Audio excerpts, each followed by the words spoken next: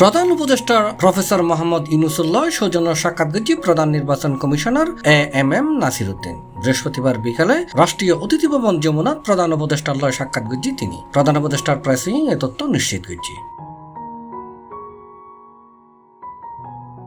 প্রধান উপদেষ্টার কার্যালয়ের সূত্র জানাই দুজনের মধ্যে 1-to-1 একান্ত বৈঠক হই। বৈঠকত কি আলোচনায় জানানো যায় নির্বাচন লয়ের আলোচনায় পারে বলে ধারণা করা হয়।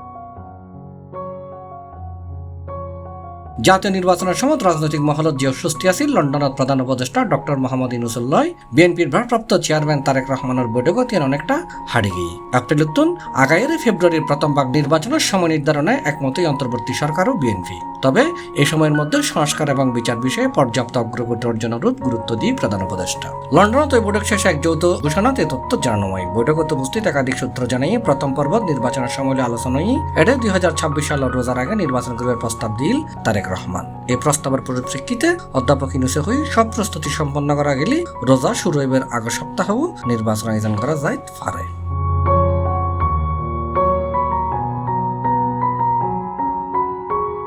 C+ TV, Chittagong.